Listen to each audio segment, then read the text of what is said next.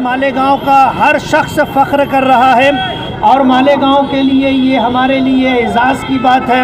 और इसी तरह जो है बॉक्सिंग के अंदर निखात परवेज़ ने गोल्ड मेडल हासिल किया है। आज हमारे ये बच्चे अपनी मेहनत और कोशिश के ज़रिए से अपने ख़ानदान का, अपने शहर का और अपने मुल्क का नाम रोशन कर रहे हैं। मैं मालेगांव की तरफ से, मालेगांव की आवाम की तरफ से इन बच्चों को बहुत बहुत मुबारकबाद देता हूं और इन बच्चों को खुशामदीद कहते हुए, इस्तकबाल करते हुए ये ख्वाहिशात और अपनी उम्मीद ज़ाहिर करता हूं कि इंशाअल्लाह ये मुल्क व मिल्लत का नाम रोशन करेंगे।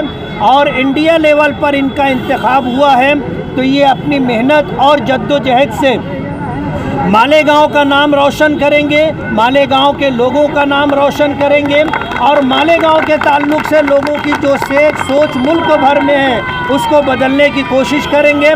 मैं अपने इन बच्चों को, मोहम्मद जाहिद और वक़ार अंजुम को दिल की गहराइयों से मुबारकबाद देता हूँ।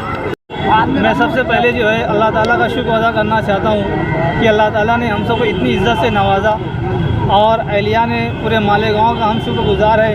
खुसूसन मुफ्ती इस्माइल साहब का वॉलीबॉल की लाइफ में पहली मरतबा ऐसा हुआ है कि आज तक कभी तक ऐसा हुआ नहीं। हम सब जो है मुफ्ती साहब का बहुत सब शुक्रगुज़ार है और पूरे अहलिया ने मालेगांव का बहुत बहुत शुक्रगुज़ार है। हम अल्लाह ताला से दुआ करते हैं कि हमें और आगे तरक्की अता फरमाए और आगे हम जाएँ और इससे मालेगांव का नाम रोशन करें।